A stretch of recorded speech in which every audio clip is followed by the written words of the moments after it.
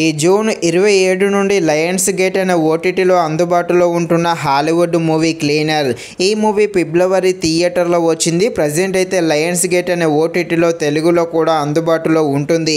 Movie run time వచ్చేసి 1 hour 37 minutes ఉంటుంది. ఈ మూవీలో ఎలాంటి అడల్ట్స్ సీన్స్, రొమాంటిక్ సీన్స్ ఏమీ లేవు.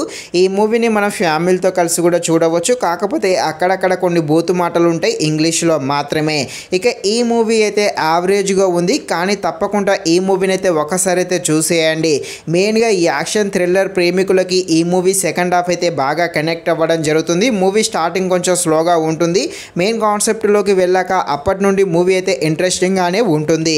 ఈ మూవీ యాక్షన్ థ్రిల్లర్గా ఉంటుంది. యాక్షన్ థ్రిల్లర్గా ఉండే ఈ హాలీవుడ్ మూవీ ఎలా ఉందో అనే విషయం తెలుసుకునే ముందు ఇంకా ఎవరైనా మన ఛానల్ని సబ్స్క్రైబ్ అండ్ లైక్ చేయకుండా ఉంటే తప్పకుండా మన ఛానల్ని సబ్స్క్రైబ్ అండ్ లైక్ చేసి కాస్త నాకు సపోర్ట్ చేసేయండి. కథలోకి వెళ్ళిపోతే ఒక పెద్ద బిల్డింగ్ ఉంటుంది. అందులో ఒక రూమ్లో కొంతమంది బిజినెస్ మ్యాన్స్ ఉంటారు. వీళ్ళైతే హ్యాపీగా పార్టీ చేసుకుంటూ ఎంజాయ్ చేస్తూ ఉంటారు. కానీ వీళ్ళందరినీ అదే రూమ్లో టెర్రరిస్టులు అయితే అటాక్ చేసి వారందరినీ బంధిస్తారు.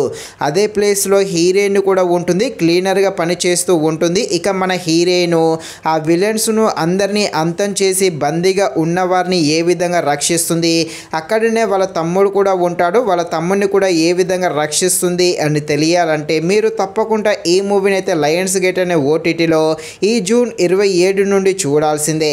మూవీ యావరేజ్గా ఉన్నా కూడా తప్పకుండా ఈ మూవీని అయితే చూసేయండి. మూవీ ఫస్ట్ హాఫ్ స్లోగా ఉన్న సెకండ్ హాఫ్ అయితే బాగుంటుంది.